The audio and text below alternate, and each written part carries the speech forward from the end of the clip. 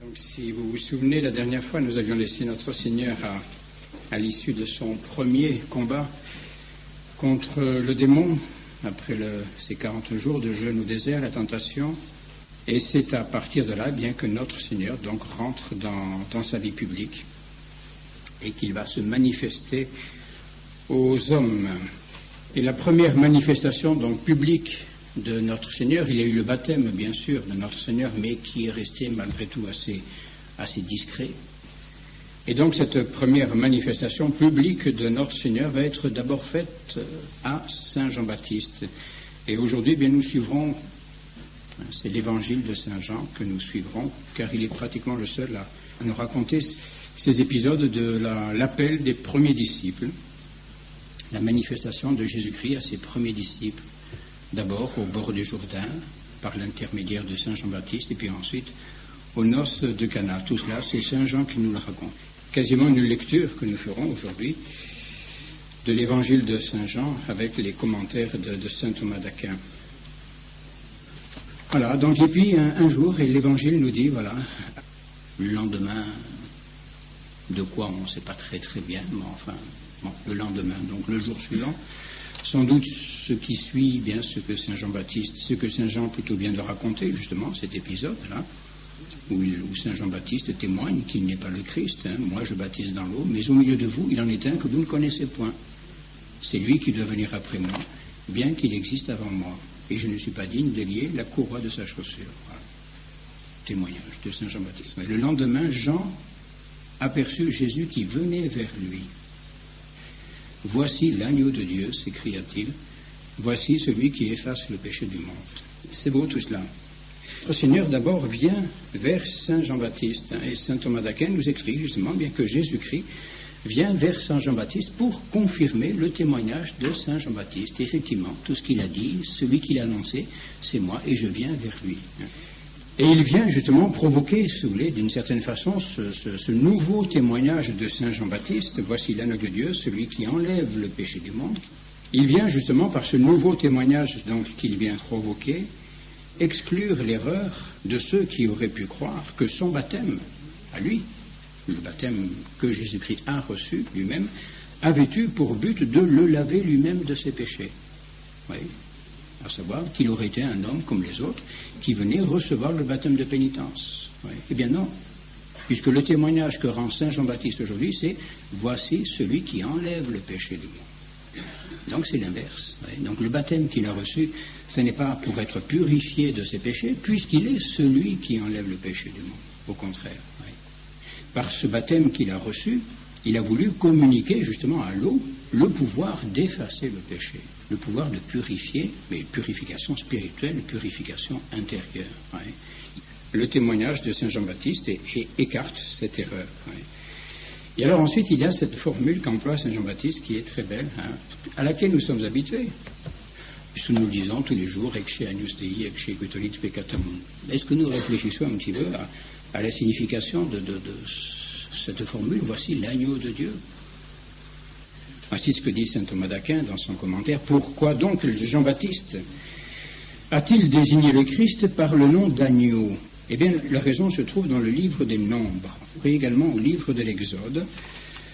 Au livre des Nombres, au chapitre 28, verset 3. Donc, c'est le Seigneur, c'est Dieu, qui dit à Moïse, « Voici le sacrifice que vous devez offrir, 2 agneaux d'1 an, sans tache, tous les jours, en holocauste perpétuel.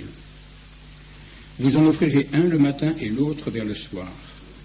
C'est l'holocauste perpétuel que vous avez offert sur la montagne de Sinaï, etc. etc. » Et donc ça au livre des Nombres, également au livre de l'Exode, pratiquement la même ordonnance, chapitre 29, verset 38.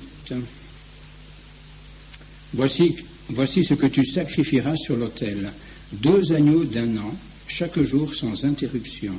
Un agneau le matin et l'autre le soir. L'autre agneau, tu l'offriras vers le soir, selon le rite de l'oblation du matin, et selon ce que nous avons dit en odeur de suavité. C'est un sacrifice qui sera offert au Seigneur d'une oblation perpétuelle en vos générations, à la porte du tabernacle, etc. Vous voyez cet agneau, ce sacrifice de l'agneau, donc qui était pratiquement le sacrifice central de tous les sacrifices qui étaient prescrits sous l'ancienne loi.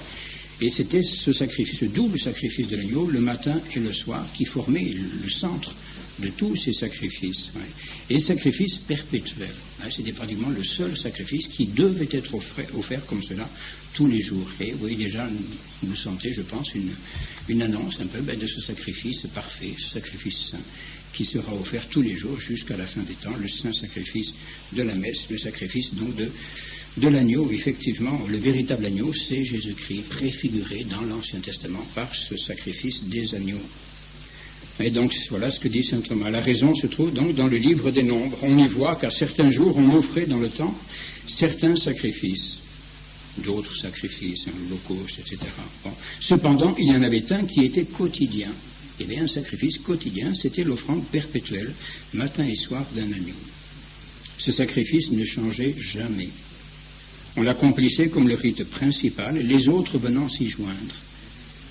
Et c'est ainsi que l'agneau, qui était le sacrifice principal, représente le Christ, qui est le sacrifice principal. Oui. Analogie entre l'Ancien et le Nouveau Testament. Tous nos sacrifices à nous sont bien, sont bons, sont tout à fait louables, mais n'ont de valeur, ne reçoivent leur puissance, leur pouvoir, ne sont agréés que par rapport au sacrifice de la messe, par rapport au sacrifice de l'agneau. Eh bien, sous l'Ancien Testament, c'était déjà cela. Tout se référait à ce double sacrifice de l'agneau. Car bien que tous les saints qui ont souffert pour la foi au Christ contribuent au salut des fidèles, cependant, ils ne le font que dans la mesure où ils sont immolés sur l'oblation de l'agneau, comme une oblation étroitement liée au sacrifice principal. Dès les premiers temps de l'Église, l'agneau de Dieu. Et ensuite, saint Thomas continue à examiner agneau de Dieu. L'agneau qui désigne donc un animal, un être créé, et puis l'agneau de Dieu, ce n'est pas n'importe quel agneau, ce n'est pas un agneau, ce n'est pas l'agneau, c'est l'agneau de Dieu. Il dit agneau de Dieu, car dans le Christ il y a deux natures, l'humaine et la divine. Et l'agneau donc se rapporte à la nature humaine, l'agneau de Dieu se rapporte à la nature divine de Jésus-Christ. L'agneau de Dieu signifie encore, voici l'agneau offert par Dieu, c'est-à-dire par le Christ lui-même qui est Dieu. C'est lui qui s'offre lui-même, il s'offre en sacrifice, il n'est pas offert par les hommes, non, c'est lui qui s'offre et personne d'autre. Il est le prêtre de son sacrifice, donc l'agneau de Dieu, oui, eh bien c'est la victime dont Dieu lui-même est le prêtre. Ou bien encore, agneau de Dieu peut aussi vouloir dire agneau du Père, l'agneau du Père, car le Père lui-même a donné à l'homme de pouvoir offrir pour les péchés un sacrifice suffisant, sacrifice que l'homme lui-même était incapable d'offrir. Ouais, c'est l'agneau du Père, c'est l'agneau que le Père nous donne à nous pour que nous l'offrions. Et l'agneau de Dieu, voilà. Dieu nous a donné un agneau qui est son Fils, afin que nous l'offrions en sacrifice. C'est extraordinaire cela. Ouais. Voilà, agneau de Dieu. Oui, deux petits mots auxquels peut-être nous ne réfléchissons pas suffisamment, mais qui sont pleins de signification. Et ensuite, saint Thomas d'Aquin continue à se poser des questions. Mais pourquoi un agneau, après tout? Pourquoi Dieu avait-il choisi, eh bien, que ce soit un agneau qui soit immolé? Eh bien, l'agneau, pourquoi? Eh bien, d'abord, bien sûr, à cause de sa pureté. La pureté de l'agneau. L'agneau, c'est tout propre, c'est tout beau, c'est tout mignon, c'est magnifique, etc. La pureté. Et surtout que l'Ancien Testament précisait que cet agneau devait être sans tache. L'agneau sans tache. Ce sera un mâle et il n'aura qu'un an. Tout jeune, sans tache. Mâle, donc la pureté de l'agneau. Et il est sûr que cette pureté revient à Jésus-Christ en tout premier lieu. À cause également de sa douceur. C'est doux un agneau. On dit bien doux comme un agneau. La douceur de l'agneau. Comme un agneau devant le tondeur, il est restant muet. C'est ce que dit Isaïe pour désigner justement le Messie dans sa passion. Muet comme un agneau que l'on va égorger, qui ne dit rien, qui ne bouge pas et qui se laisse égorger, sans manifester, sans réagir. Oui. Donc la pureté de l'agneau, la douceur de l'agneau. Et encore, dit-il, à cause de ce qu'il nous apporte, car il est vêtement. Les agneaux sont pour vous vêtir. Et saint Paul nous dit, revêtez-vous du Seigneur Jésus-Christ. Ouais, on se revêt un petit peu sous de la peau de l'agneau, ouais, comme d'un vêtement. Et enfin, la nourriture. Un aliment, le pain que moi je donnerai, c'est ma chair pour la vie du monde. Ouais, cette chair que Jésus-Christ va nous donner, eh bien, c'est la chair de l'agneau. Une chair qui est bonne, qui est douce, qui est délicate. Ouais, voilà. Et tout ce qu'il y a d'enfermé dans ce symbolisme de l'agneau de Dieu et l'agneau lui-même, qui enlève le péché du monde. Et c'est à partir de maintenant, c'est de cette façon que Saint Jean-Baptiste va toujours désigner l'agneau de Dieu. Le lendemain encore, nous verrons, notre Seigneur encore passe et Saint Jean-Baptiste va encore le désigner de la même façon. Voici l'agneau de Dieu. Voici donc cette première manifestation, où là, Jésus-Christ est désigné par Saint Jean-Baptiste lui-même. Là. Voici l'agneau de Dieu. Y avait-il des témoins quand Jésus-Christ est venu vers Saint Jean-Baptiste? Voilà, sans doute y avait-il autour de Saint Jean-Baptiste quelques disciples devant lesquels il s'est écrié cela, voici l'agneau de Dieu, voici celui qui enlève le péché du monde, etc. Mais pas semble-t-il, pas encore de réaction. Et nous verrons plus tard pour quelle raison peut-être n'y a-t-il pas eu encore de réaction. Car Saint Jean-Baptiste ensuite rend ce témoignage encore, il rend témoignage à la grandeur de Jésus-Christ. Je ne le connaissais point, mais c'est pour qu'il soit manifesté, etc. Bon, j'ai vu l'Esprit descendre du ciel sous la forme d'une colombe et se reposer sur lui. Je ne le connaissais point, mais celui qui m'a envoyé pour baptiser dans l'eau m'avait dit, etc. Donc il témoigne, je l'ai vu et je témoigne qu'il est le Fils de Dieu. Voilà, premier témoignage, public, si vous voulez, rendu par Saint Jean-Baptiste à notre Seigneur. Apparemment, pas de suite, pas de réaction. Les disciples ne bougent pas. Les disciples de Saint Jean-Baptiste, ceux qui étaient là auprès de lui. Et le jour suivant, Jean était encore là avec deux de ses disciples,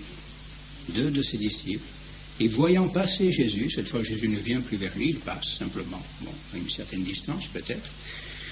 Que fait Saint Jean-Baptiste? Eh bien, il se contente de désigner notre Seigneur, c'est tout, rien de plus. Voici l'agneau de Dieu, c'est tout. Il ne dit rien d'autre.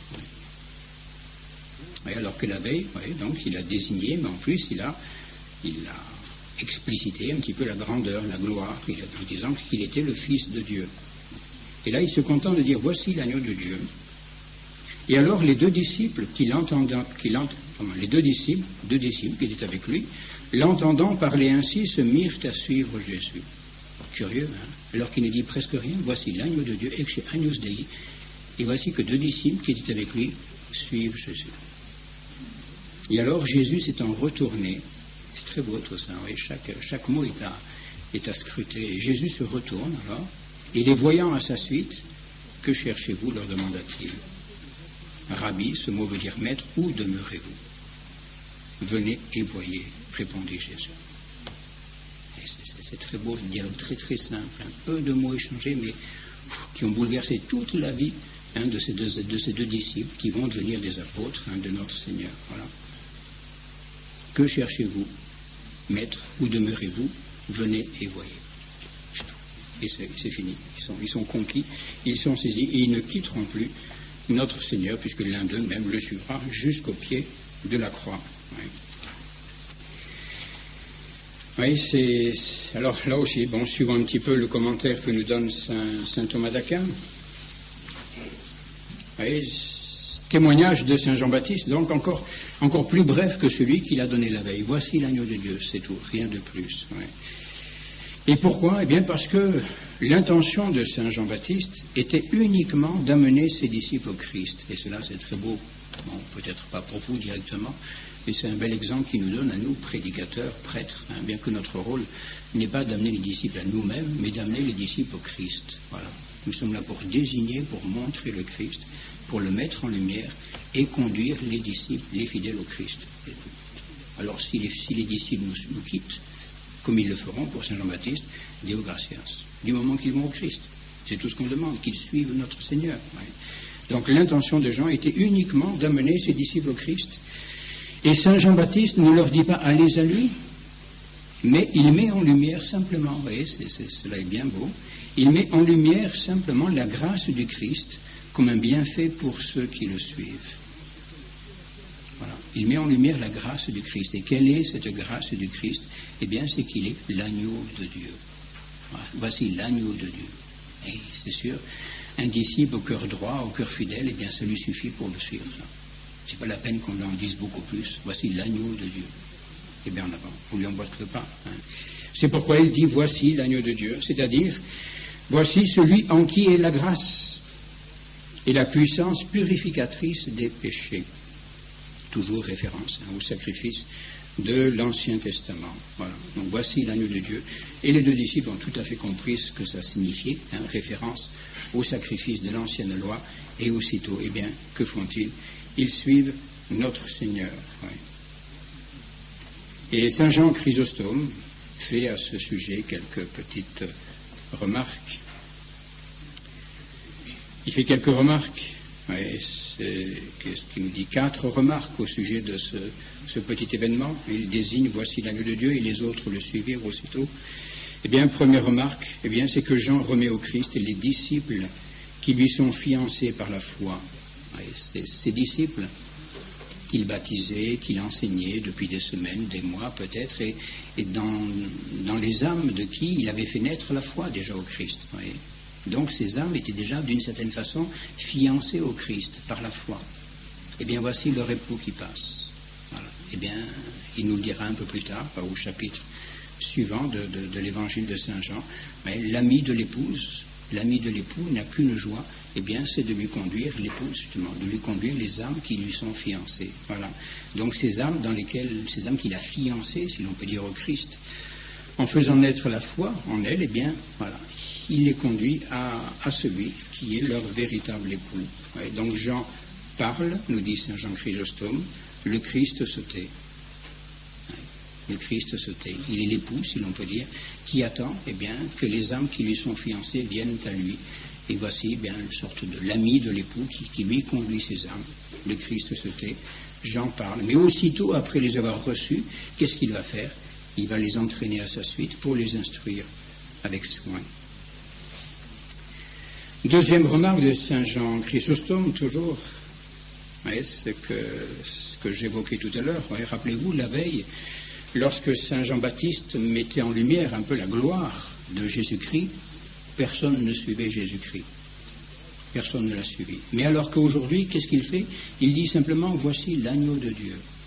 Donc il ne met pas en lumière la grandeur, la puissance, la gloire, la divinité de Jésus-Christ, et c'est à ce moment-là qu'on suit Jésus-Christ. Ça y est, il y a beaucoup de choses là-dedans, beaucoup de choses. Ouais. Voici ce que dit donc Saint Jean Chrysostome. Lorsque Saint Jean-Baptiste soulignait la dignité du Christ, personne ne s'est converti. Mais quand il a parlé des abaissements du Christ et du mystère de l'incarnation, alors ses disciples ont suivi Jésus. Voici l'agneau de Dieu, un agneau symbole de l'incarnation, donc de la divinité, fragilité, souffrance, l'agneau qui va être immolé. Alors là, les cœurs sont touchés.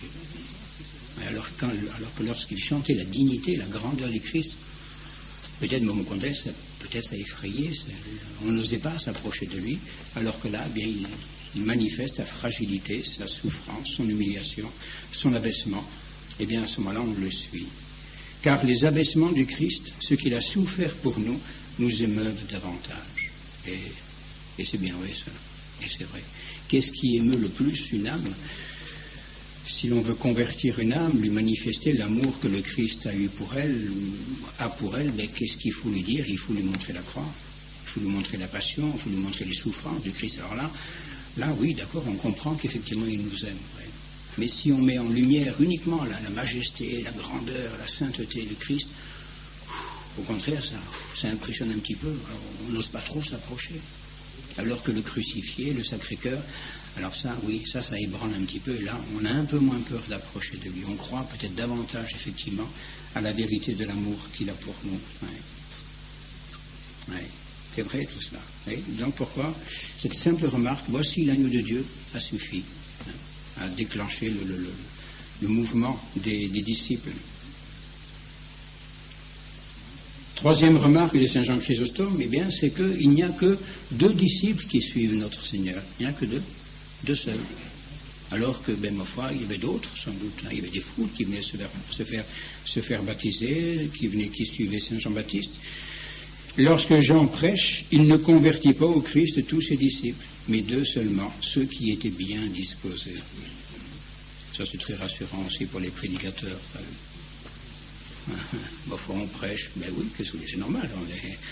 Bon, et puis il y en a combien qui se convertissent? Beaucoup, certainement, ici, tout le monde se convertit, mais bon, voilà, mais qu'est-ce que vous voulez faire? C'est comme ça, c'est pas grave ça. Mais Saint Jean-Baptiste, voilà, il a prêché, il a montré l'agneau, il n'y a que 2 disciples qui l'ont suivi. C'est tout. Mais oui, ceux qui étaient bien disposés. Alors qu'au contraire, et on le verra plus tard, la jalousie, au contraire, va animer d'autres disciples contre le Christ. Hein, si vous connaissez un peu l'Évangile, il y a un épisode où, au contraire, il y en a qui vont rouspéter un petit peu. Oui. Pourquoi, tandis que les pharisiens et nous jeûnons, pourquoi tes disciples ne jeûnent-ils pas? C'est pas juste, ça. Ouais, c'est-à-dire, une petite jalousie comme ça, hein, entre les disciples de Saint Jean-Baptiste, les autres, etc. Voilà. Mais des hommes qui étaient mal disposés, qui donc ne pouvaient pas suivre Jésus-Christ, bien sûr. Et enfin, 4e remarque de Saint Jean Chrysostome, c'est qu'ayant entendu son témoignage, tout cela est magnifique. Hein. Ayant entendu son témoignage, les disciples de Jean, donc ces 2 disciples, qu'est-ce qu'ils font? Ils suivent Jésus-Christ. Ils ne se permettent pas de parler à Jésus-Christ. Ils ne lui parlent pas. Ils n'osent pas lui adresser la parole. Ils sont conquis, donc, si vous voulez, par lui. Ils l'ont reconnu comme étant l'agneau de Dieu. Ils le suivent, mais ils ne lui parlent pas.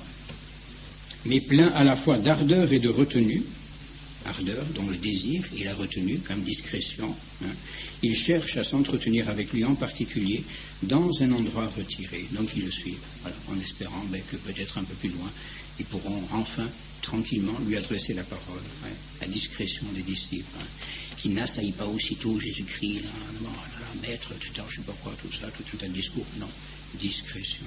Hein. Et c'est Jésus-Christ qui va prendre l'initiative, justement, touché par cette droiture de ces 2 disciples, par leur discrétion, eh bien c'est lui qui va se manifester à eux. Jésus se retourna. C'est lui qui se retourne vers eux. Ce n'est pas eux qui l'interpellent, oh là, je ne sais pas quoi, non, ils disent rien, et c'est Jésus qui se retourne. Jésus se retourna, les vit qui le suivaient, et leur dit, que cherchez-vous? Ils le suivaient. Et saint Thomas d'Aquin note, puisqu'il le suivait, il ne pouvait pas voir son visage. Il marchait derrière lui, il ne voyait pas son visage. Ouais. Aussi le Christ, pour leur donner confiance, se tourne-t-il vers eux. Ouais, ils le suivent donc d'une façon un petit peu obscure, si l'on peut dire. Ils ne voient pas son visage, mais ils le suivent. C'est beau déjà. Ouais. Alors pour leur donner confiance, le Christ se tourne vers eux. Entendons par là que, à tous ceux qui commencent à le suivre avec un cœur pur, ceux qui ont un cœur pur, donc à ceux-là, ceux qui commencent à le suivre avec un cœur pur, le Christ donne la confiance ou l'espérance en sa miséricorde.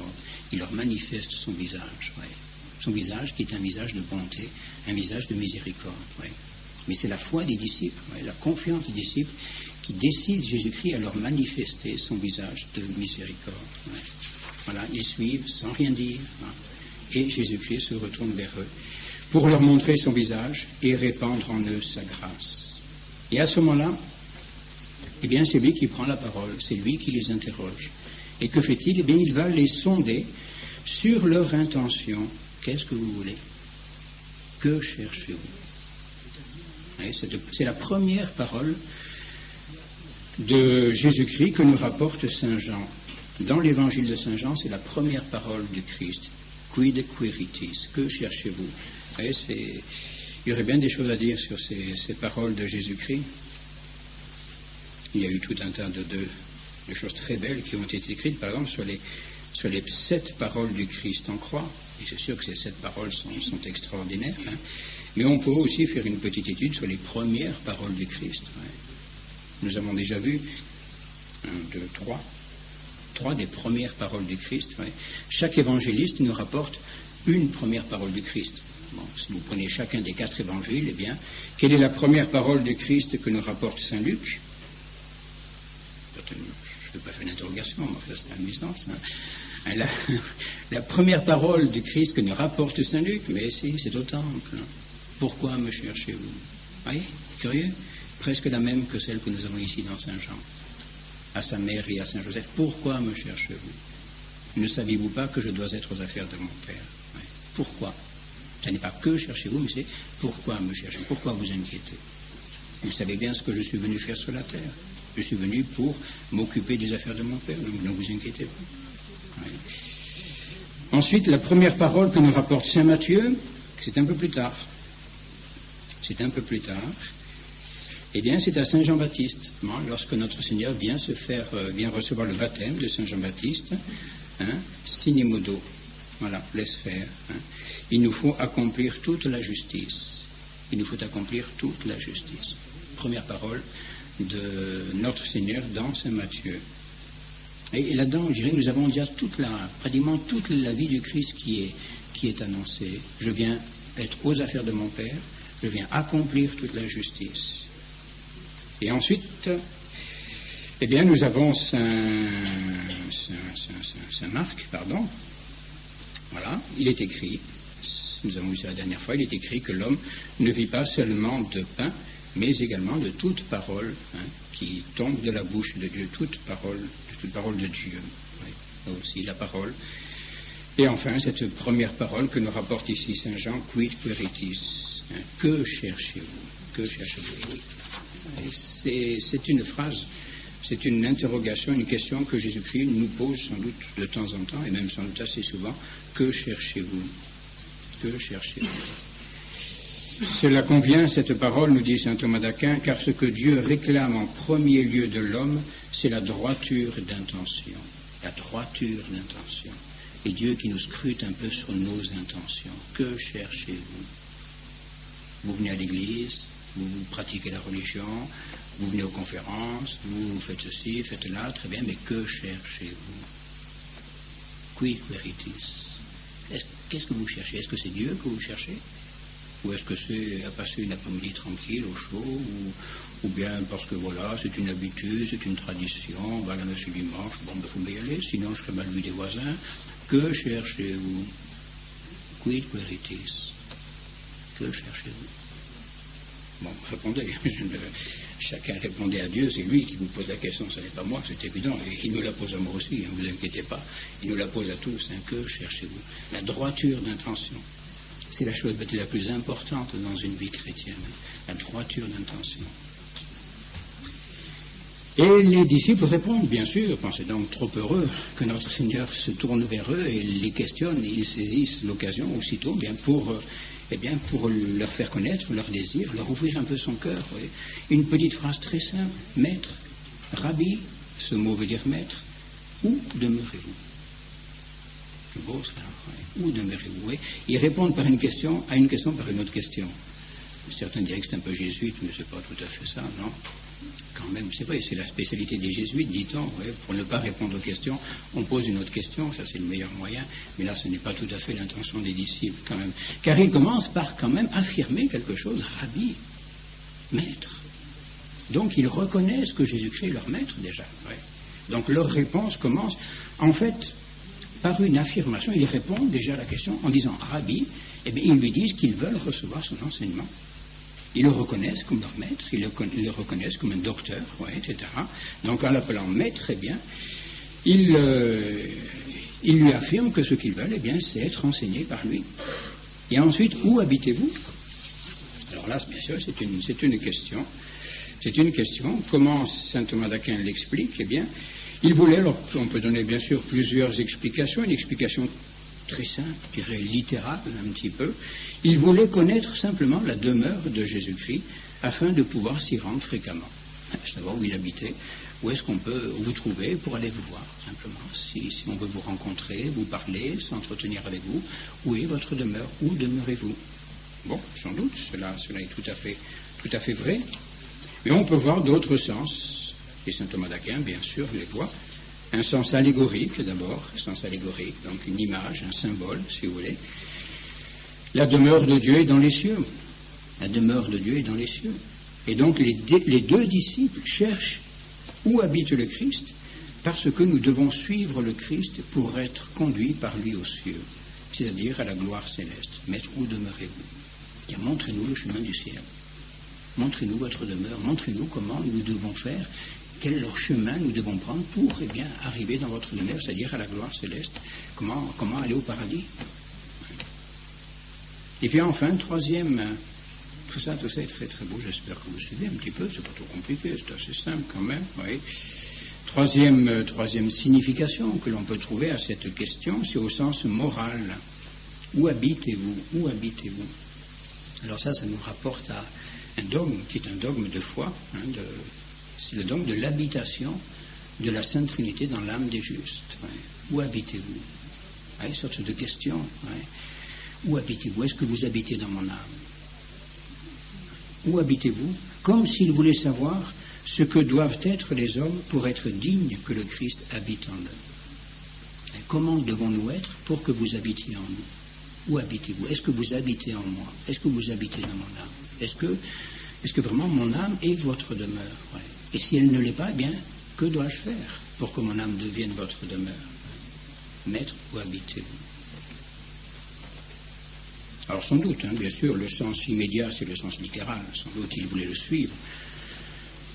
Aller avec lui à l'endroit où il demeurait, même si cette habitation n'était pas puisque le Fils de l'homme n'avait rien, ne possédait rien ici-bas, sans doute avait-il une demeure à sa disposition. Bon, quelqu'un, des disciples, des amis, ou des amis de sa mère, peut-être, qui avaient mis une demeure à leur disposition, donc un endroit où il demeurait, où il pouvait se retirer.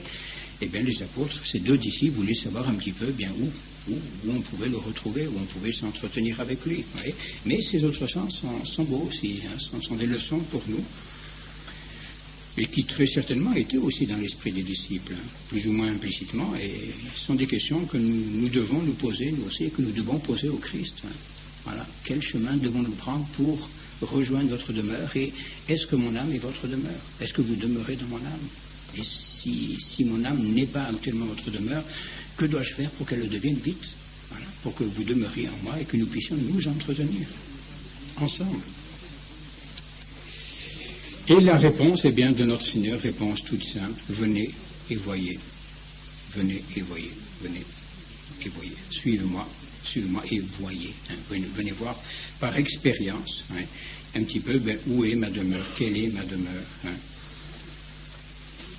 Bon, nous ne nous étendrons pas, simplement simple commentaire qu'en fait saint Thomas d'Aquin. Venez, dit-il, par la foi et par les œuvres, venez, c'est-à-dire qu'il faut marcher, il faut avancer, il y a un chemin à parcourir, et c'est donc la part de l'effort de l'homme. Si vous voulez, venez, donc c'est la foi et les œuvres, tout ce que nous devons faire, nous, eh bien, pour rejoindre la demeure du Christ, et voyez, là, c'est la connaissance, c'est l'expérience que nous pourrons faire alors au terme de nos efforts, l'expérience, la connaissance, eh bien, de la demeure de Dieu. Et ensuite, eh bien, l'Évangile continue et va nous en dire un petit peu plus encore sur cet événement. Ils allèrent donc et virent où il demeurait. Voilà, ils le suivent, ils virent où est sa demeure. Et ils restèrent avec lui ce jour-là. Il était environ la 10e heure. André, voilà, quelques petites précisions. André, frère de Simon-Pierre, était l'un des deux qui, sur le témoignage de Jean, s'était mis à suivre Jésus. Voilà, nous commençons, et on en apprend des choses. Bien savoir qu'un des deux disciples était André. L'autre, on ne sait pas qui c'est, mais on peut deviner qui c'est. Quand on ne parle pas de soi, c'est que c'est de ça qu'on parle. Bon, vous comprenez. L'évangéliste, donc, nous dit saint Thomas, fait connaître le disciple, un des deux disciples, par son nom, André. Et que veut dire André? Cela signifie viril. Viril, l'homme, l'homme, viril, la force.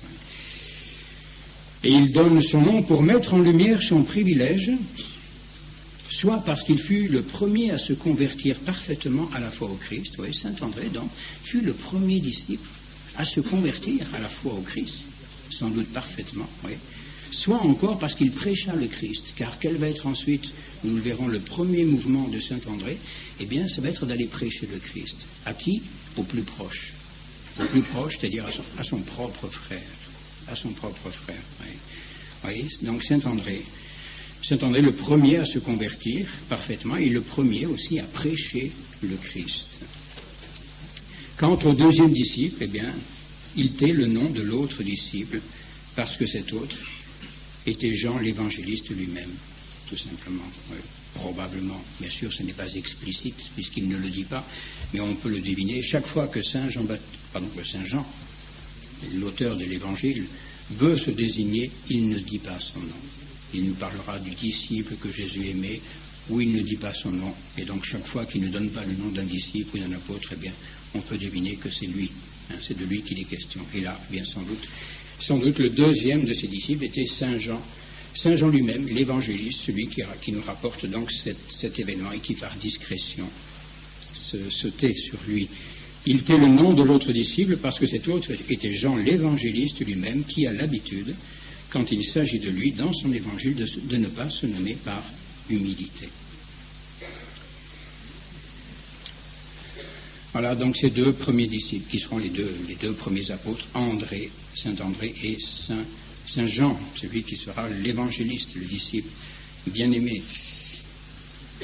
Et ensuite, eh bien, que font ces deux disciples? Donc, ils sont demeurés avec lui le reste du jour. Et le Saint André aussitôt, Saint Jean ne parle pas de lui, mais que fait Saint André? Le premier qu'il rencontra fut son frère Simon. Voilà. Que fait Saint André aussitôt? Eh bien, il court vers son frère Simon. Et il lui dit, nous avons trouvé le Messie, c'est-à-dire le Christ. Et il faut se remettre un petit peu aussi peut-être dans l'esprit, l'ambiance de cette époque, où ces Juifs-là, qui étaient des hommes droits, parce que Jésus-Christ a choisi des hommes droits quand même, des hommes qui l'attendaient, qui espéraient le Messie, ils savaient tous que le temps était venu pour le Messie de venir. Ils savaient que l'époque était là et que le Messie, donc, sans doute était parmi eux. Saint Jean-Baptiste baptisé, il annonçait le Messie, donc il n'est pas loin. Et voici ce bon Simon-là, qui est là en train de pécher, je ne sais pas quoi faire, etc., et qui voit son frère accourir, qui dit, nous avons trouvé le Messie. Oh, ça y est, il est là. Deo Garcias. Et en avant, qu'est-ce qu'il fait? Il galope. Il ne discute pas, il ne cherche pas à se poser 1000 questions à droite et à gauche, non. Nous avons trouvé le Messie, c'est-à-dire le Christ, et il l'amena à Jésus. Voilà. Et l'autre, il ne fait pas de résistance, aussitôt en avant. Où est-il ce Messie que nous attendons, ce Messie que nous espérons? Alors, quelques commentaires là-dessus, oui. Quelques commentaires sur ces petits événements. Un signe évident, dit toujours saint Thomas d'Aquin, un signe évident de la parfaite conversion d'un homme, c'est qu'une fois converti, plus quelqu'un lui est proche, plus il se donne de peine pour le convertir au Christ, et court aussitôt vers son frère pour lui communiquer les biens qu'il a reçus. Et donc André trouva d'abord son frère Simon, qu'il cherchait pour en faire son frère par la foi, comme il était par le sang. Nous avons trouvé le Messie, nous avons trouvé celui que depuis longtemps nous cherchons avec désir. Et il l'amena à Jésus. Et ces dernières paroles mettent en lumière l'obéissance de Pierre, qui ne pose pas de questions et ne tergiverse pas en avant. L'obéissance de Pierre. En effet, il accourt aussitôt sans tarder. Et remarquez ici encore, l'appartenance sans réserve d'André au Christ. C'est un des signes auxquels on reconnaît les vrais disciples du Christ, comme Saint Jean-Baptiste. Saint André, là, comme le faisait Saint Jean-Baptiste tout à l'heure, amène son frère au Christ et non pas à soi. Et donc il le conduit au Christ pour que celui-ci instruise son frère. Il enseigne en même temps que tel doit être l'effort et le zèle des prédicateurs, qu'ils ne revendiquent pas pour eux-mêmes les fruits de leur prédication, ni ne cherchent à en retirer profit et honneur personnel, mais qu'ils tendent à tout ramener à Jésus, à tout rapporter à sa gloire et à son honneur. Ce n'est pas nous-mêmes que nous prêchons, dit saint Paul, mais le Christ Jésus, notre Seigneur. Et là, nous arrivons à ce moment-là, à cette première rencontre. Tout ça, c'est des moments extraordinaires. Il faudrait essayer de retrouver un petit peu ce que ça a dû être, quand même, je dirais, dans l'âme de ces personnages. C'est la première fois que Saint Pierre va voir le Christ. Voilà, la première rencontre entre le Christ et celui qui sera le premier pape. Il a dû se passer quelque chose dans l'âme de Saint Pierre. Il ne savait pas encore ce qu'il attendait, ça c'est clair. Première rencontre entre Simon et le Christ et le Messie. Et alors, qu'est-ce qui se passe? Rencontre très simple encore, voyez. Voilà, nous avons trouvé le Messie, l'amené à Jésus, et alors, donc, ayant fixé sur lui son regard, tu es Simon, fils de Jonas, lui dit Jésus, désormais tu t'appelleras Céphas, c'est-à-dire Pierre. voulant élever Pierre jusqu'à la foi en sa divinité, commence à faire les œuvres qui sont celles de Dieu. Il lui révèle d'abord ce qui est caché au présent, c'est-à-dire tu es Simon. Comment est-ce qu'il le sait? Et Simon s'accorde, nous dit saint Thomas, avec le mystère de sa vocation, car le nom de Simon signifie obéissant. Il nous fait donc entendre que l'obéissance est nécessaire à qui s'est converti au Christ par la foi.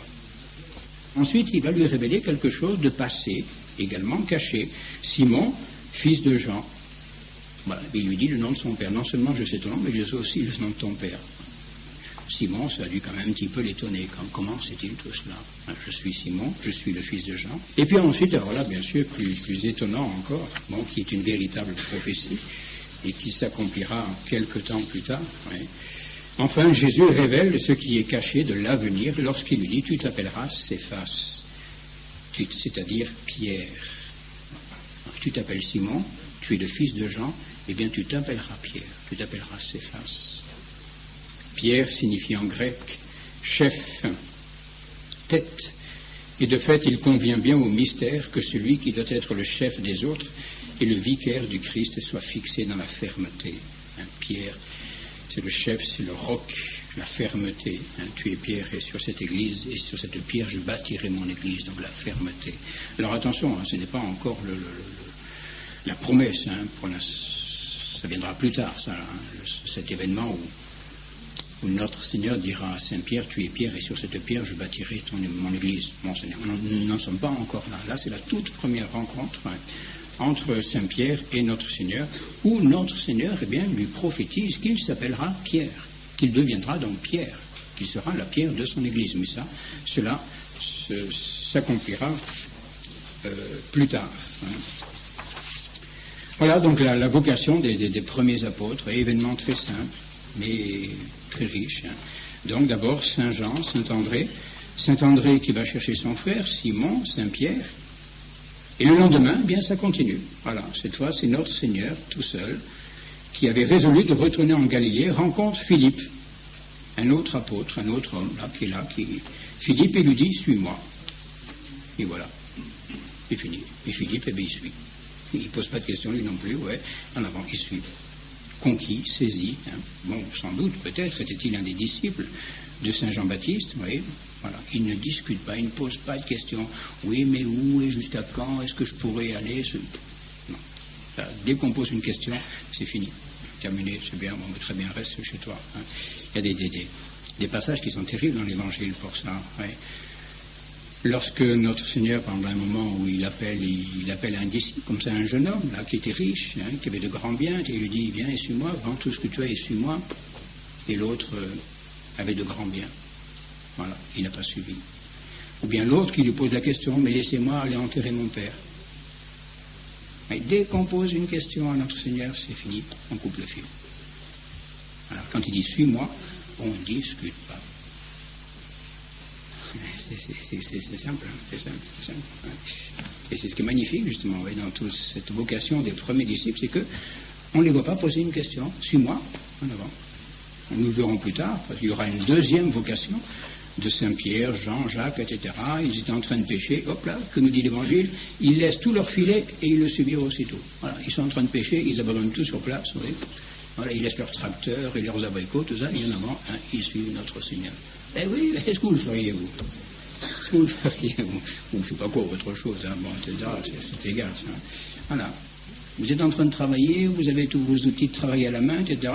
Un homme qui passe, qui vous dit suis-moi, pouf, et en avant vous suivez. J'espère. Attention, pas n'importe qui quand même, attention, c'est clair. Mais enfin là, je pense que c'était des situations un peu particulières.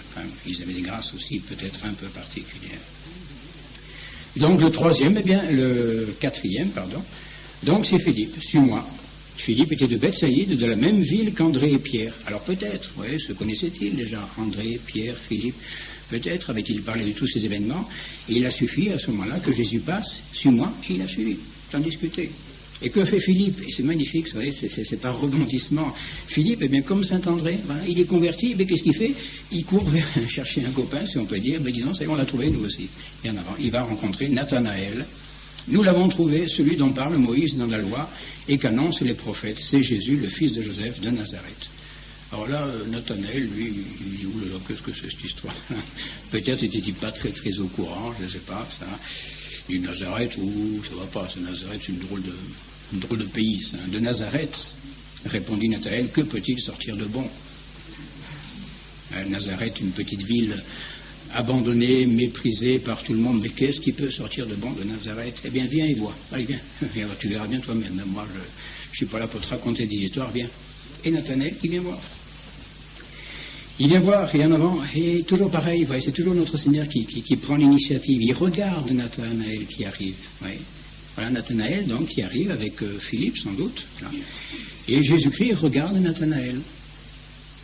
Et avant que Nathanaël ait posé la moindre question ou dit quoi que ce soit, c'est Jésus-Christ qui prend la parole. Oui. Alors, ouf, ça fait tout de suite, ça fait choc, hein, ça réagit. Et notre Seigneur lui dit, voici vraiment un Israélite, il n'y a en lui aucune duplicité. Qu'est-ce que c'est cette affaire? Mais enfin, d'où me connaissez-vous? On ne s'est jamais rencontré, on ne s'est jamais parlé, etc. D'où me connaissez-vous? Demanda celui-ci. Avant que Philippe t'appelât, avant même que Philippe donc aille te chercher, répondit Jésus, lorsque tu étais sous le figuier, je t'ai vu. Ça, alors c'est un peu fort. Comment il sait que j'étais sous un figuier en plus? Ouais. Eh oui, voilà. Et donc notre Seigneur, très simplement, il réaffirme sa divinité. Qui d'autre que Dieu peut savoir qu'il était sous un figuier, etc. Qui d'autre? Voilà. Alors là, effectivement, réaction de Nathanaël, ça c'est clair, Rabbi, vous êtes le Fils de Dieu. C'est beau ça, vous êtes le roi d'Israël. Et Jésus reprit, parce que je t'ai dit que je t'avais vu sous le figuier, tu crois. Et tu verras pourtant de plus grandes choses encore. Pourtant, c'est déjà pas mal, hein, mais tu verras encore de plus grandes choses. Et il ajouta, en vérité, je vous le dis, vous verrez le ciel ouvert, et les anges de Dieu montant et descendant au-dessus du Fils de l'homme. Hein. Donc il expose, il affirme, il confirme encore sa divinité. Hein. Vous verrez encore des choses encore plus grandes. Hein. Les anges de Dieu qui montent et qui descendent au-dessus du Fils de l'homme. Voilà. Bon, on ne va pas s'étendre là-dessus. Alors ensuite, il y aura les autres disciples, et nous retrouverons justement un peu plus tard, vous voyez, là c'est la toute première vocation des disciples. Hein. Notre Seigneur commence déjà un petit peu à ébranler les âmes, et non pas à recruter, le terme ne serait pas tout à fait exact, mais enfin à s'entourer de quelques disciples, que plus tard, auquel plus tard, il confirmera son appel en faisant véritablement des apôtres. Hein. Pour l'instant, il commence à avoir son petit groupe là de disciples, hein, d'hommes qui croient en lui, hein, qui commencent à croire qu'effectivement il est le Messie. Ils ne sont pas encore très très éclairés, tout n'est pas encore parfaitement clair dans leur esprit, mais en tout cas pour eux il n'y a pas de problème, il est le Messie. Bon, après on verra bien. Et ensuite, le premier événement, tout cela est encore semi-public.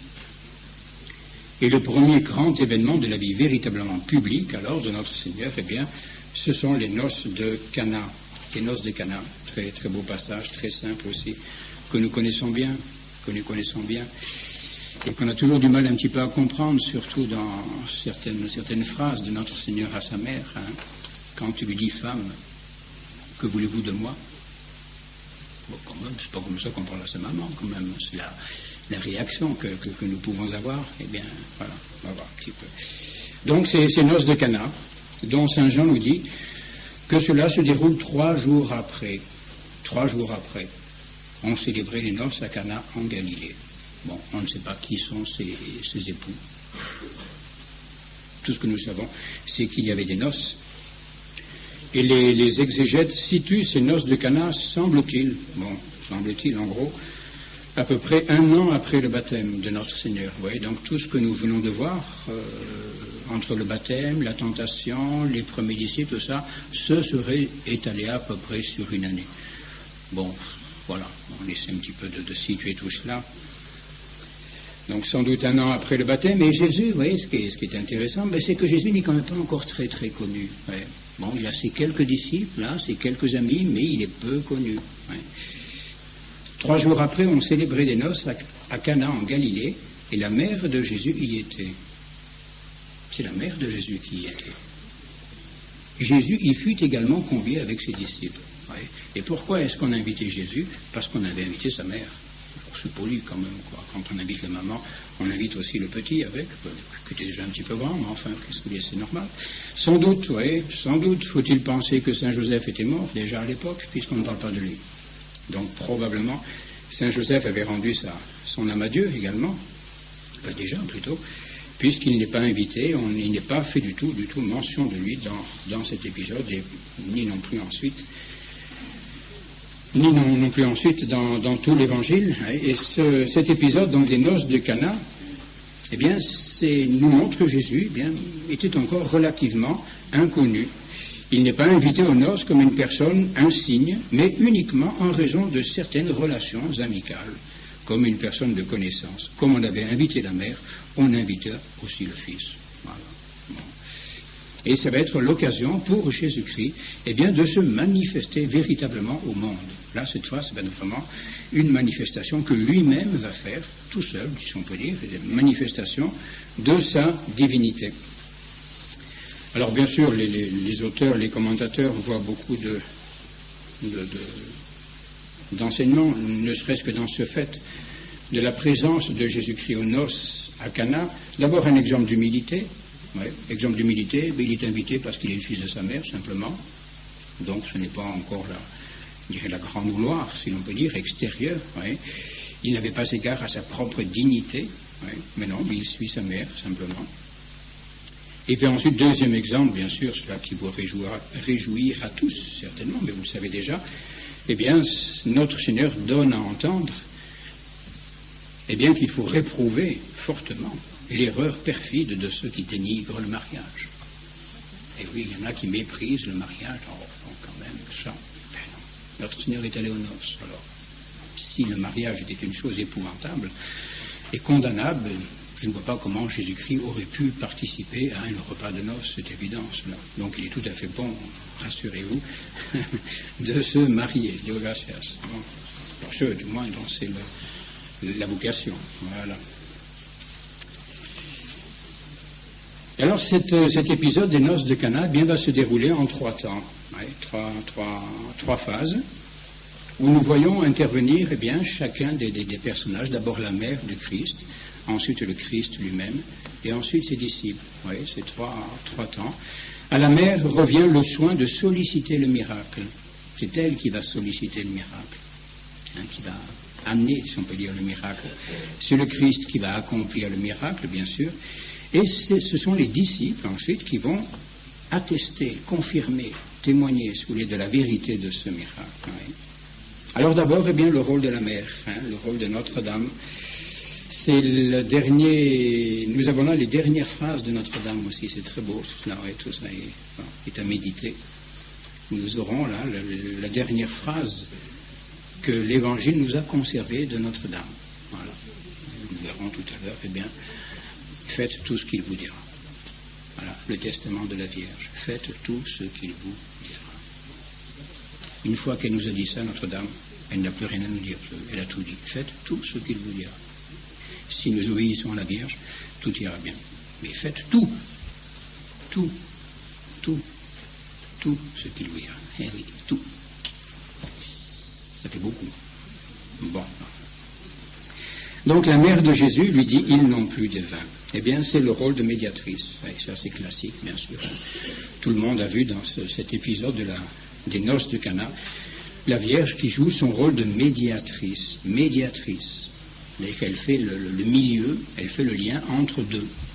Elle fait le lien entre son fils et les âmes. Oui, donc, dans un premier temps, elle adresse une demande à son fils, et ensuite, elle va donner une instruction au serviteur.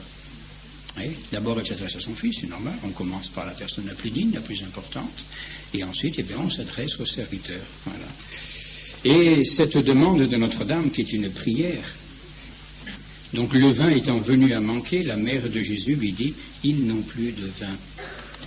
C'est une prière, ça, bien sûr, mais c'est une prière qui est parfaite, si vous voulez, parce qu'en fait, c'est une prière qui n'en est pas une. C'est l'exposé d'un besoin, c'est tout. L'exposé d'un désir, l'exposé d'une misère, d'une faiblesse, ils n'ont plus de vin. Elle ne dit pas, mon fils, s'il vous plaît, faites quelque chose, les pauvres petits n'ont plus de... Non, non, ils n'ont plus de vin. Elle expose un besoin, elle expose un manque, c'est tout. Et elle a suffisamment confiance dans le cœur de son fils pour savoir qu'il sait ce qu'il a à faire et qu'il saura tout à fait bien répondre aux véritables besoins. Ouais. Donc, dans cette demande de Notre-Dame, remarquons d'abord, nous dit saint Thomas, sa bonté et sa miséricorde. Sa bonté et sa miséricorde. Il appartient en effet à la miséricorde de regarder comme sienne l'indigence d'autrui. Voilà, oui. La Vierge qui voit l'embarras, la gêne dans laquelle vont se trouver ces jeunes époux et qui souffre en elle-même déjà de ce qui va être un petit peu leur honte, un petit peu, on n'a plus rien à donner à boire à nos invités, c'est gênant quand même, c'est ennuyeux, on ne sait plus très bien comment... Voilà, quoi, ça va pas bien, on est mal à l'aise. C'est bien la Sainte Vierge, elle éprouve un peu cette gêne elle-même, elle en souffre elle-même, oui, c'est pourquoi elle intervient. Oui. Donc c'est un signe de sa bonté, de sa miséricorde, elle a le cœur vraiment très bon, très tendre. Et tout ce qui est souffrance d'un autre, devient sa propre souffrance à elle. Oui. Et ensuite, considérons aussi son amour respectueux à l'égard du Christ. Voilà, oui. Le fait de ne pas, l'ennuyer avec une demande trop pressante, trop précise, ça montre un petit peu ce respect qu'elle a pour son Fils. Oui. Dans l'amour respectueux que nous avons envers Dieu, il nous faut simplement lui présenter notre indigence. Voilà, lui présenter notre indigence. Oui. Suivant ce verset, Seigneur, tout mon désir est devant toi. Au psaume 37. Seigneur, tout mon désir est devant toi. Vous connaissez mon âme, vous connaissez mon cœur, vous connaissez mes désirs, voilà, faites ce que bon vous semble. De quelle manière Dieu nous viendra en aide? Il ne nous appartient pas de chercher à le savoir. C'est pourquoi la mère de Jésus présenta uniquement au Christ l'indigence des autres en disant « Ils n'ont plus de vin. Ils n'ont plus de vin. » Et tout. Et enfin, notons également la sollicitude des zèles aimants de la Vierge. Bon. Là, il faut peut-être voir un peu les textes originaux. La sollicitude et le zèle aimant de la Vierge, car elle n'attendit pas pour intervenir que la nécessité fût extrême, mais elle le fit le vin venant à manquer. C'est-à-dire que le vin commençait à manquer. Il y en avait encore un petit peu, mais ça commençait à baisser. Ouais. Et attention, vite, intervenons avant que vraiment la situation soit grave. Ouais. Voilà. Donc sollicitude, elle a l'œil à tout, comme une bonne mère de famille, comme une bonne maîtresse de maison. Ouais. Elle n'est pas chez elle, bien sûr, donc elle est très discrète, mais elle a l'œil quand même. Elle dit, attention, ça baisse, le niveau baisse, là, il va y avoir un petit problème, donc intervenons. Avant que le problème soit réel et trop grave. Hein. Sollicitude des zèles aimants de la Vierge. Le vin venait à manquer, le vin commençait à manquer. Voilà, donc elle expose simplement le besoin dans lequel les époux qui l'ont invité vont se trouver. Et c'est la réponse de notre Seigneur. Alors, bien sûr, qui peut paraître un peu surprenante, oui. Quid mihi et tibi est mulier?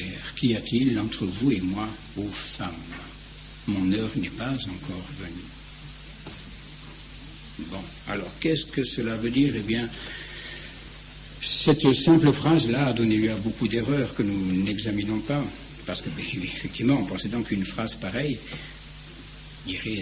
offre un point de départ facile aux hérétiques, ceux qui veulent nier justement la vérité de l'humanité de Jésus-Christ. Oui, c'est lui-même qui le dit. Qu'y a-t-il de commun entre vous et moi? Donc, ce n'était pas un vrai homme. Non, ce n'est jamais cela que Jésus-Christ a voulu dire, bien sûr, non. Simplement, Jésus-Christ, justement, a voulu distinguer en lui-même ce qui relève de sa divinité et ce qui relève de son humanité. Car il y a deux natures en Jésus-Christ, vous le savez, tout cela. Bon, une seule personne, mais deux natures, la nature divine et la nature humaine. Et voici l'explication que donne saint Augustin et que reprend saint Thomas d'Aquin. Il y a en Jésus deux natures. Bon, ça nous savons tous, hein. Bon, la divine et l'humaine. Et bien que le même Christ soit dans les deux natures, c'est la même personne qui a ces deux natures, cependant, ce qui lui convient selon la nature humaine, donc son humanité, ses capacités humaines, est distincte de ce qui lui convient selon la nature divine. Il y a dans la personne de Jésus-Christ des choses qu'il tient de sa divinité et d'autres qu'il tient de son humanité. Son corps humain, son âme humaine, bon, tout ce qu'il y a d'humain en lui, il le tient donc celui de sa mère. Bon, de Dieu, premièrement, bien sûr, mais de sa mère directement. Et ce qu'il y a de divin, sa divinité, il ne la tient pas de sa mère. Il la tient de Dieu, il la tient de lui-même. Oui, bon. Et ainsi, faire des miracles, ce que sollicite, ce qu'espère, ce qu'attend Notre-Dame, et ce qu'attend sa mère. Faire des miracles lui appartient selon la nature divine qu'il a reçue du Père. Faire des miracles, Dieu seul peut faire des miracles. Un homme ne peut pas faire de miracles, hein. Mais Dieu seul, oui, Dieu peut faire des miracles. Donc, faire des miracles lui appartient selon la nature divine qu'il a reçue du Père. Mais souffrir lui revient selon la nature humaine qu'il a reçue de sa mère. Dieu ne souffre pas. En Jésus-Christ, c'est l'homme qui souffre. Hein. Et sa capacité de souffrir lui vient de son humanité, donc cela lui vient de sa mère. Alors que sa capacité de faire des miracles, cela lui vient de Dieu, uniquement. Voilà. C'est pourquoi, à sa mère qui lui réclame un miracle, il répond, femme, qu'y a-t-il entre vous et moi, entre toi et moi? Oui. C'est-à-dire, comme s'il disait, ce qui en moi peut faire des miracles, je ne l'ai pas reçu de toi. Oui. C'est cela, je ne l'ai pas reçu de vous. Voilà. Je ne l'ai pas reçu de vous.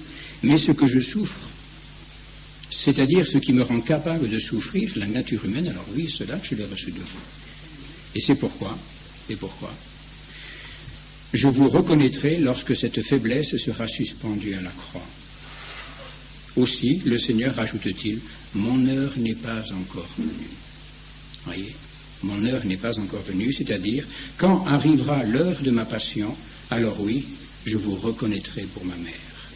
Parce qu'alors, eh bien, ce qui souffrira me vient de vous.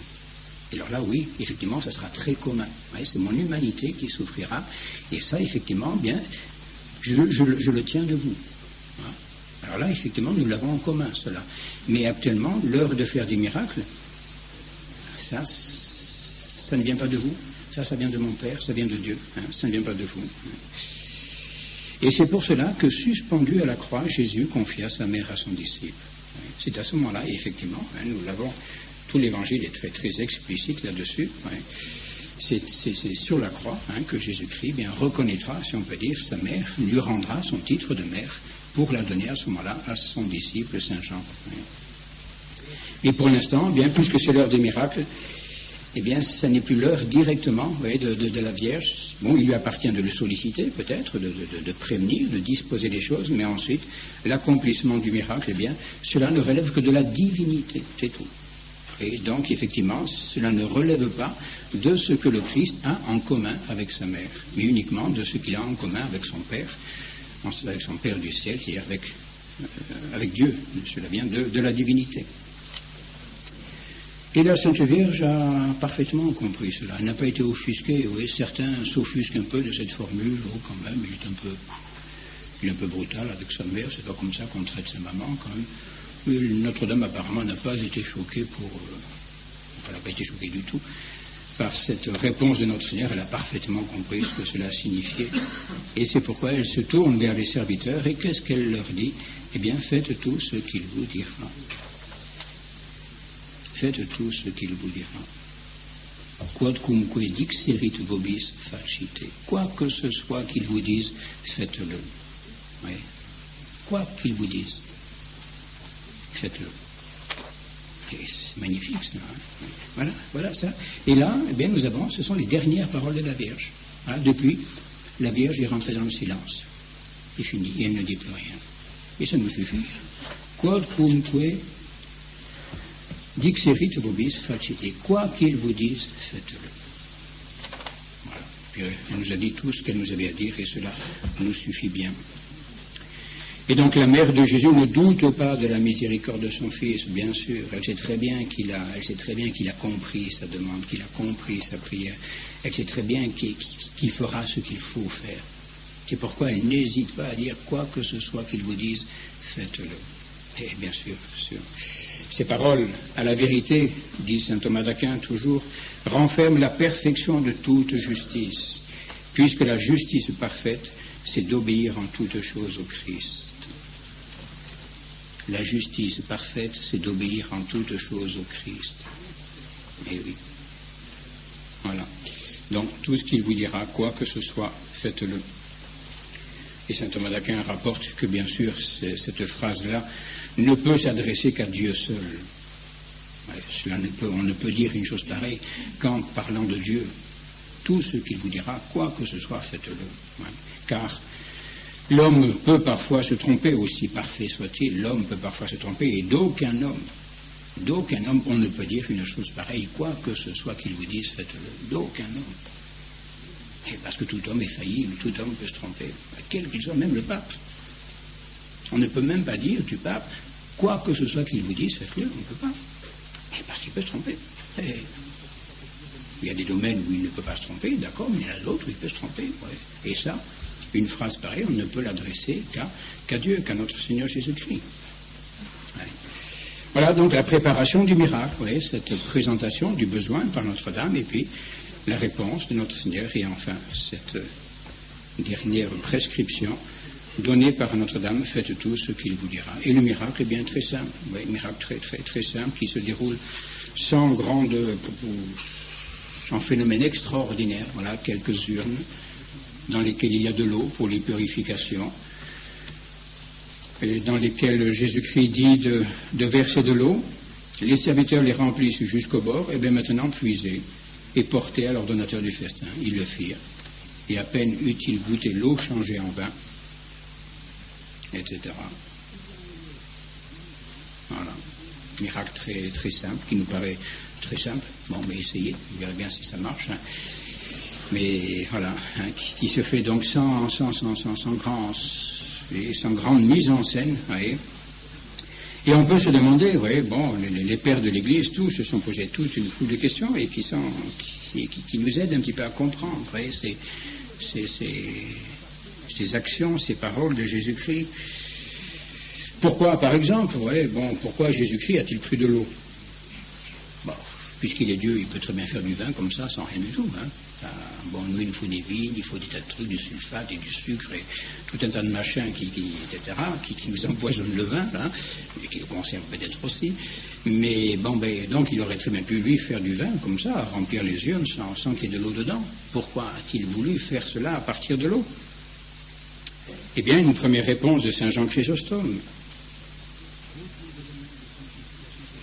Il est plus grand, certes, et plus admirable de faire quelque chose à partir de rien. C'est vrai, puisque Dieu seul peut faire quelque chose à partir de rien. Et ça, créer. Créer, c'est faire quelque chose sans aucune matière préexistante. Donc c'est plus grand, c'est plus puissant, c'est vrai. Mais ce n'est pas aussi manifeste et croyable pour la plupart des hommes. C'est pas aussi manifeste, oui, pour la plupart des hommes. C'est donc pour rendre son action plus digne de foi que Jésus fit le vin à partir de l'eau, s'adaptant ainsi à la capacité des hommes. Et oui, les hommes, ils voient ces urnes, c'était de l'eau, maintenant c'est du vin. Bon, ça parle au sens, oui. Alors qu'on vous amène des urnes pleines de vin, bon, il n'est pas très manifeste, vous voyez, qu'il y a eu miracle. C'est moins manifeste qu'il y a eu miracle, vous voyez. Il faut aller faire une enquête, mais est-ce qu'il y avait quelque chose avant, est-ce qu'il n'y avait rien dedans? Donc il y a tout un travail, si vous voulez. Le miracle est beaucoup plus manifeste si, effectivement, c'est une matière qui est changée, complètement changée dans une autre matière, vous voyez, comme le vin est changé en eau. Une autre signification qui a trait plus à la mission de Jésus-Christ, qu'il nous dira dans le Sermon sur la montagne, lorsqu'il nous dira, eh bien, qu'il n'est pas venu abolir la loi, il n'est pas venu détruire la loi, mais il est venu l'accomplir. Voyez. Donc Jésus-Christ veut nous manifester. Jésus-Christ n'a pas voulu faire le vin à partir de rien, mais à partir de l'eau pour montrer qu'il ne voulait pas établir une doctrine entièrement nouvelle, ni réprouver l'ancienne. Donc il prend un matériau déjà existant pour le transformer dans un matériau meilleur. Voyez. Donc il va prendre l'ancienne loi, la doctrine de l'ancienne loi, et il va la transformer, l'élever à un degré de perfection supérieur. Voyez donc, l'eau, le vin, déjà symbolise un petit peu ce que sera la loi nouvelle, plus parfaite, qui n'abolit pas la loi ancienne, mais qui la conduit à un degré de perfection supérieur. Et puis ensuite, troisième, c'est des choses très, très, très simples, très pratiques. De plus, Jésus voulut que les urnes fussent remplies par les serviteurs afin de les avoir comme témoins. Tout simplement, il y avait des témoins du miracle. Voilà, des hommes qui avaient rempli les urnes d'eau et qui pouvaient attester, mais c'est bien de l'eau qu'on a versé, c'est pas du vin. Bon, alors maintenant, si c'est du vin, c'est qu'il s'est passé quelque chose. Donc des témoins. Et des témoins tout à fait impartiaux, qui n'étaient pas de ses disciples, qui n'étaient pas de ses amis, qui ne le connaissaient pas, qui avaient simplement versé l'eau dans les urnes. Voilà. Et puis qui tout d'un coup, bien ma foi, s'aperçoivent que c'est du vin.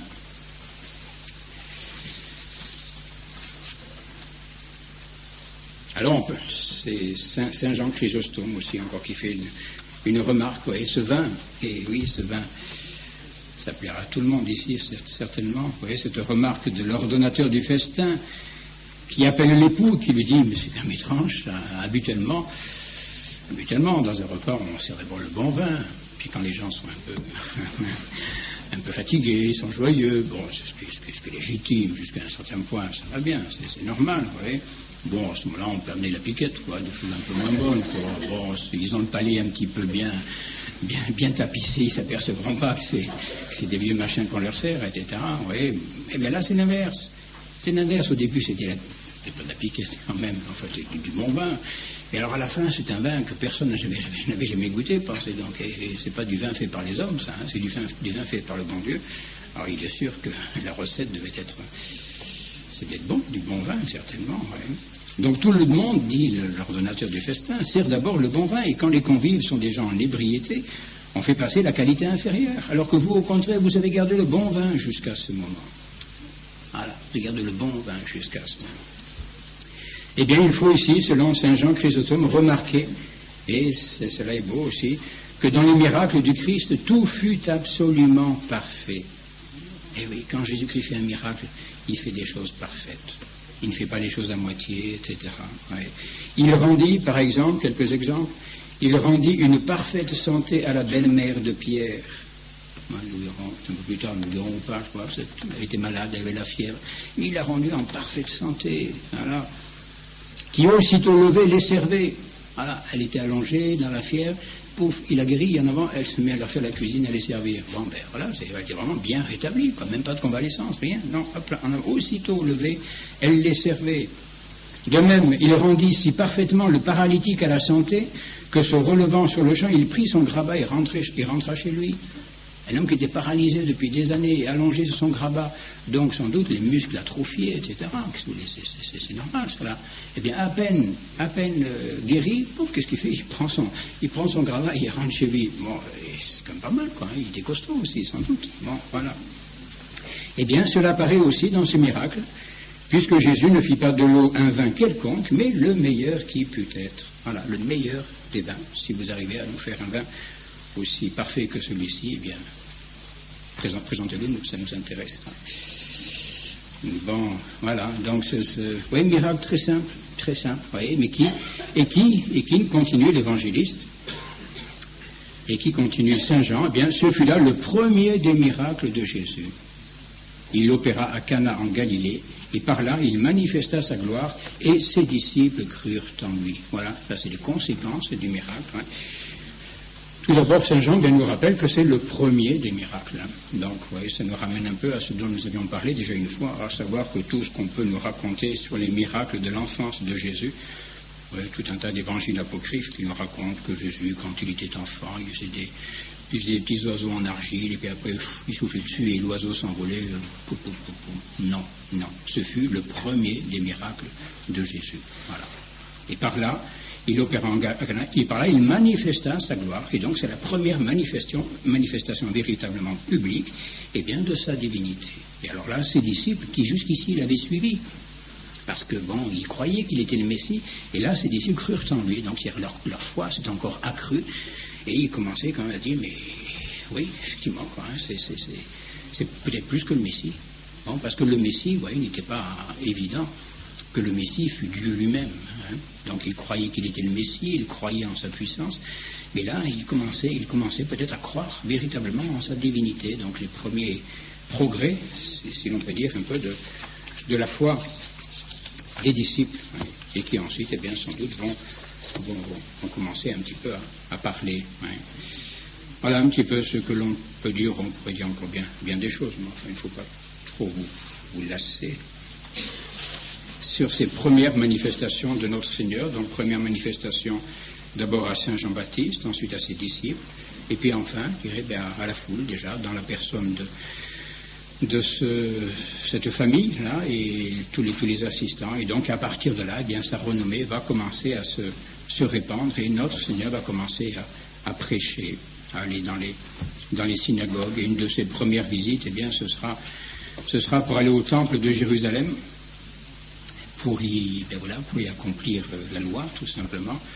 Et épisode qui nous donne ce spectacle, eh bien, de la première colère de Jésus-Christ. C'est beau, ça. Jésus-Christ qui se met en colère contre les vendeurs du temple, et qui nettoie tout ça. Allez hop. Bon, enfin ça, on en parlera peut-être une autre fois. Voilà un petit peu ce que l'on peut dire pour cette fois sur ces premières manifestations de notre Seigneur. Voilà, au moins qu'il y ait des... On ne sait jamais, une fois ça pourrait venir. C'est pas fréquent. Il y a une question à poser, je ne sais pas.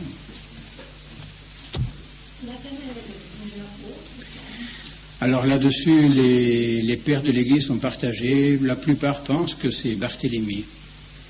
La plupart pensent que Nathanaël, eh bien, a eu son nom lui aussi transformé ensuite et serait l'apôtre Barthélemy.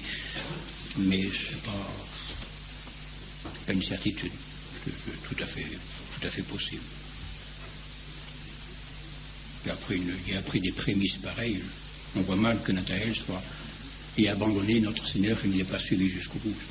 Il est probable qu'il a suivi, alors que ce soit lui Barthélemy, ce n'est pas du tout déraisonnable de le croire. Et beaucoup de pères de l'Église le pensent.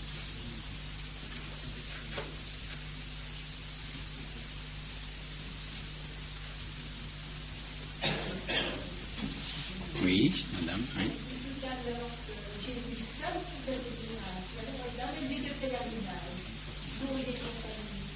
Ah, mais c'est Dieu qui fait les miracles.